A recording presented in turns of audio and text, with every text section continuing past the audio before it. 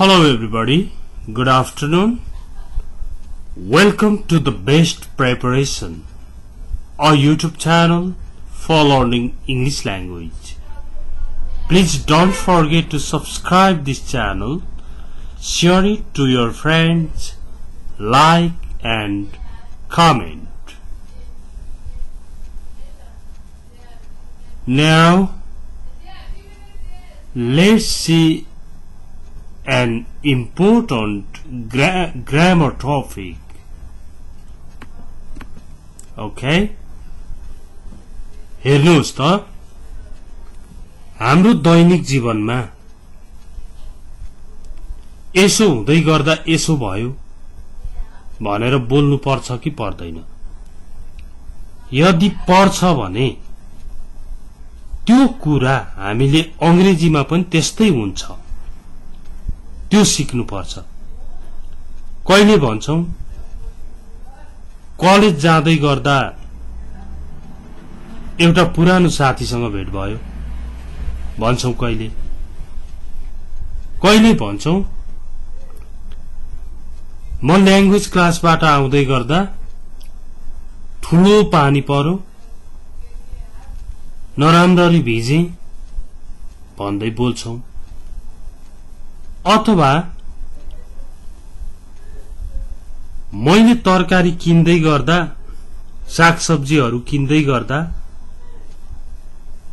मेरो मामा आइपुग्नु भयो भन्छौं कहिले।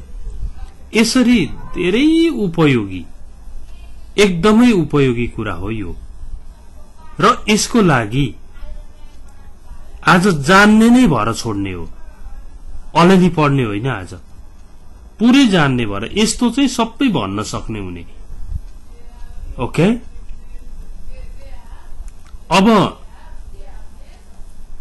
मैले चिया बनाउँदै गर्दा उठेर हिँडो भन्नुपर्छ कहिले, कहिले के भन्नुपर्छ। त्यसकारण यो सिक्नु पर्यो है। यसमा के छ त कुरो भन्दा नि साह्रै सजिलो कुरो छ। त्यो के भइरहेको थियो त्यसलाई सर्कमस्टेन्स भन्छ। सर्कमस्टेन्स चाहिँ के थियो त, कन्डिसन के थियो, अनि त्यति बेला झ्वाट्ट के भयो, त्यो झ्वाट्ट हुनेवाला चाहिँ भर्ब टु हुन्छ। अनि त्यो के भइराखेको थियो लामो, सर्कमस्टेन्स के थियो, कन्डिसन के थियो, त्यो कन्डिसन चाहिँ was were plus verb I N G भनेपछि कुरा बुझ्नुहोस् त। अब मैले सागसब्जीहरू किन्दै गर्दा मामा आइपुग्नु भयो भन्नु पर्यो भने कुन चाहिँ लामो हो? मामा झट्ट आइपुग्ने काम लामो कि सागसब्जी किन्दै गरेको अवस्था लामो भन्दाखेरि लामो त। सर्कमस्टेन्स त के थियो, त्यहाँ सागसब्जी किनिराखेको अवस्था थियो। मामा झट्ट आइपुग्नु भनेको एउटा इभेन्ट हो। त्यस्तो इभेन्टलाई भिटु, अनि सर्कमस्टेन्स के थियो, के चलिराखेको थियो, त्यसलाई चाहिँ वाज वेयर प्लस बिफोर अथवा प्रोग्रेसिभ फर्म और भर्ब प्लस आइएनजी फर्म। अब हेर्नु त, मैले सागसब्जीहरू किनिरहेको बेला मामा आइपुग्नु भयो भन्दाखेरि नि माई मटर्नल अंकल कम को केम हो नि।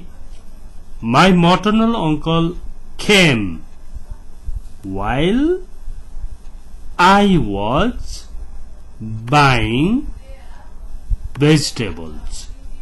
हेर्नु त, my maternal uncle came while I was buying vegetable. Okay, अब तपाई आफै भन्नुहोस्, कलेज जाँदै गर्दा पुरानो साथीलाई भेटे भन्नुहोस्।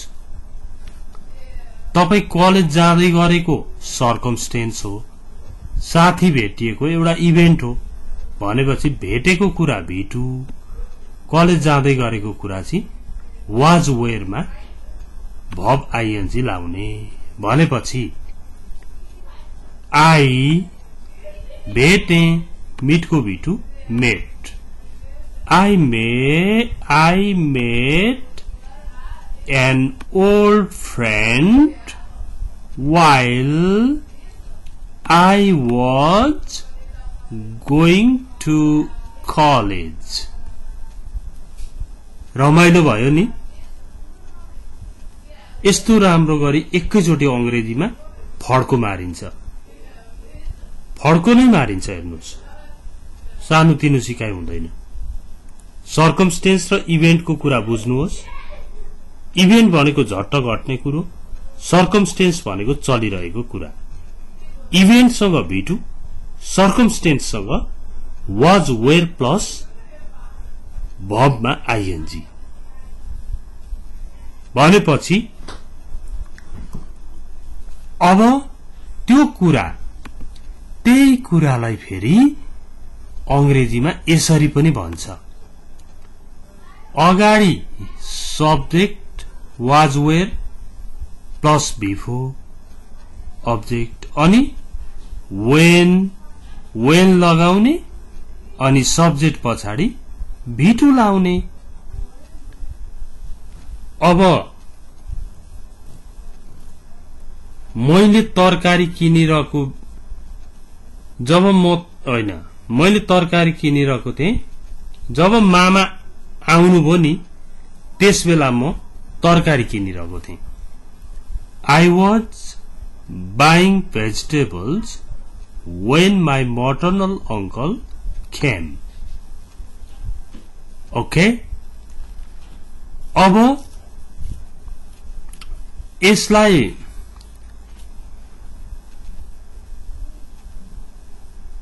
तपाईले त्यही कुरालाई दुई तरिकाले भन्न सक्नुहुन्छ है। हेर्नुहोस् है, दुईटा स्ट्रक्चर छन्। हाम्रो सन्दर्भमा यो बढी प्रयोग गर्छौं हामी। यसो हुँदै गर्दा यसो भयो। अब हामी भन्छौं नि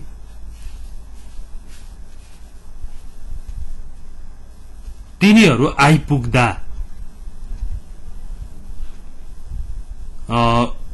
आइपुग्दाखेरि म यसो गर्दै थिएँ, अथवा मैले यसो गरिराखेको बेला तिनीहरू आइपुगे।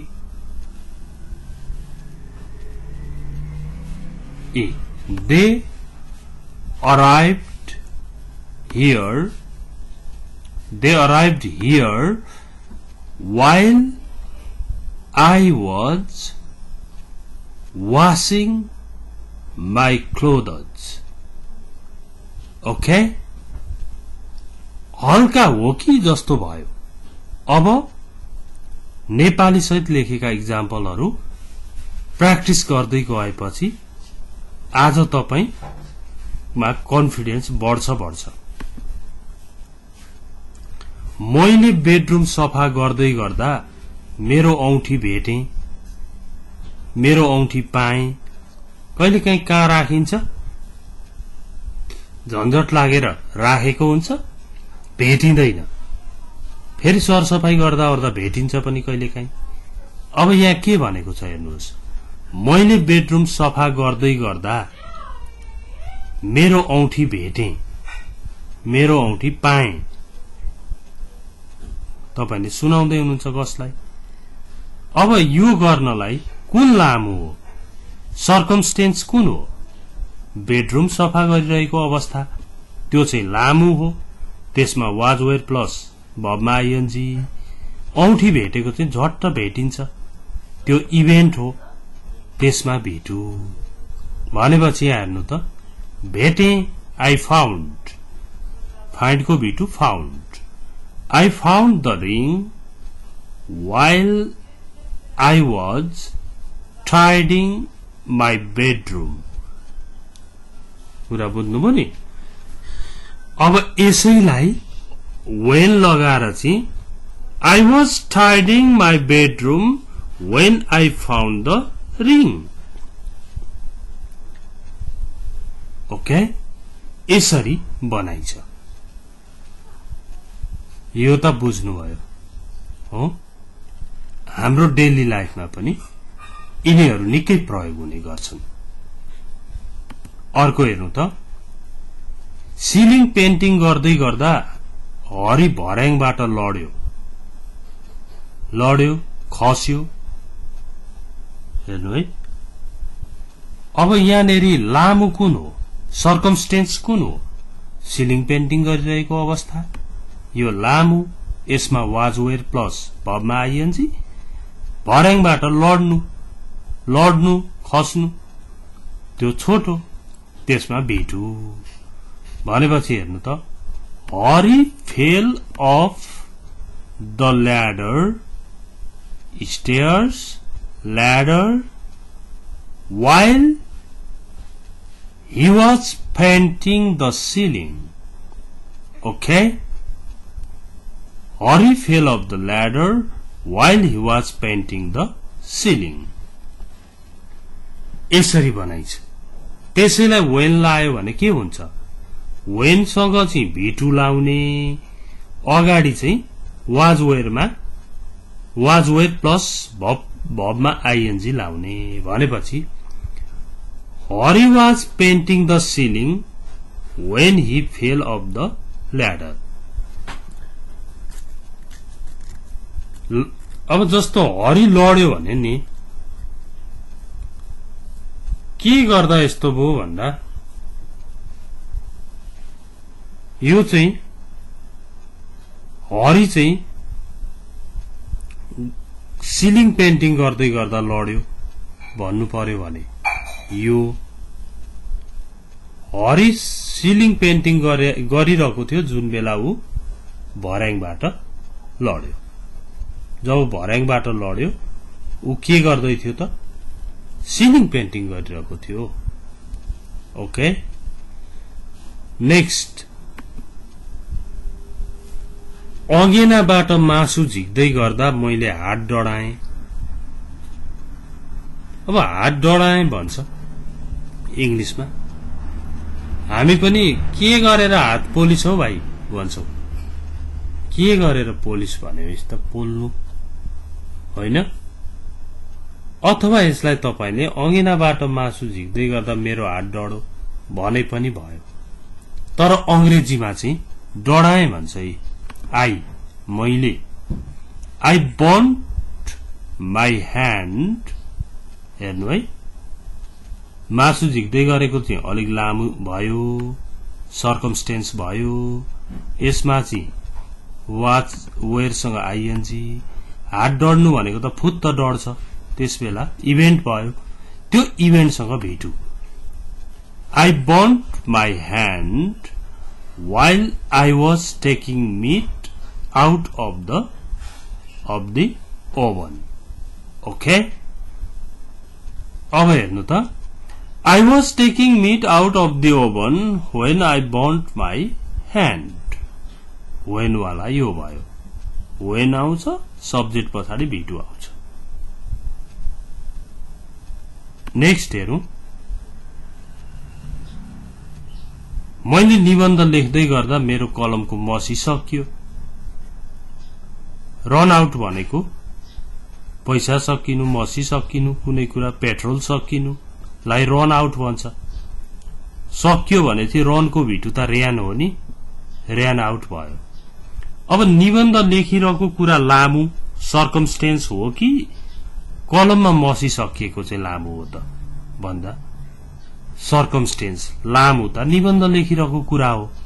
कलममा मसी त अब लेख्न छोडेकै बेला सकिएको हो, त्यति बेलै थाहा भएको।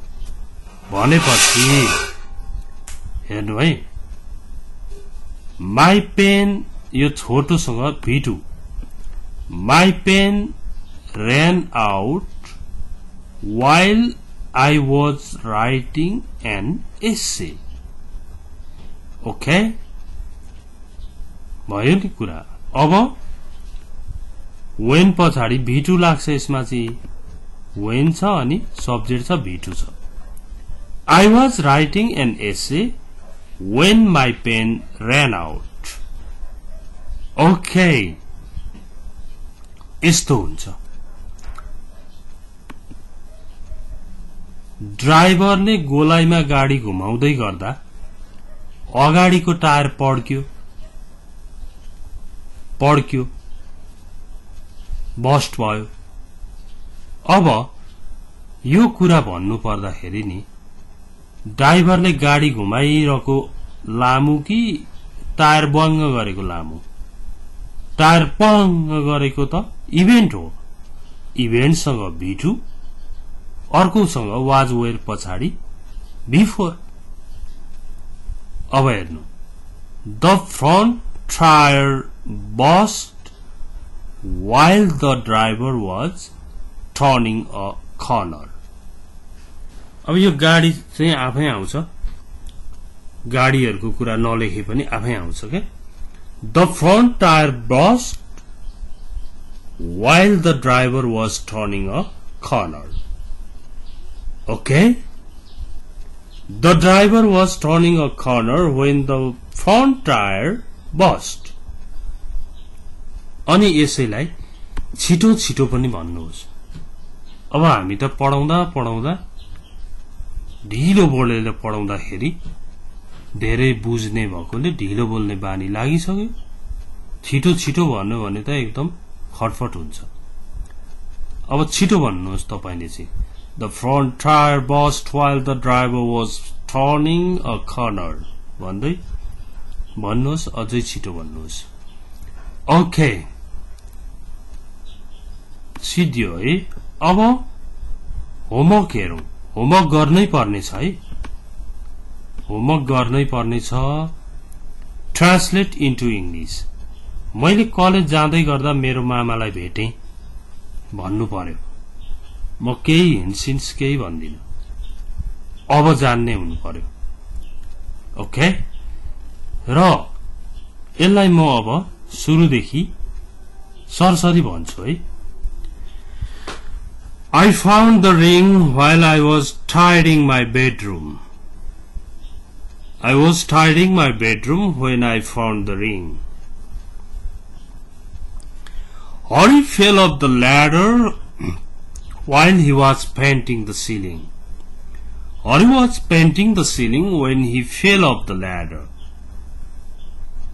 I burnt my hand while I was taking meat out of the oven। I was taking meat out of the oven when I burnt my hand। My pen ran out while I was writing an essay। I was writing an essay when my pen ran out। The front tire burst while the driver was turning a corner।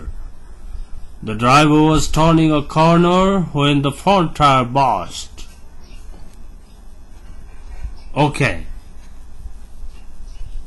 यसबाट केही त हजुरलाई लाभ भयो। त्यस्तै अवसर साथीलाई दिनको लागि भिडियो शेयर गर्न चाहिँ नभुल्नु होला। यो च्यानल सब्स्क्राइब गर्नुहोस्, नयाँ भ्युअर्सहरुले सब्स्क्राइब गरिदिनु होला। अब thanks for watching this video. Take care, bye bye.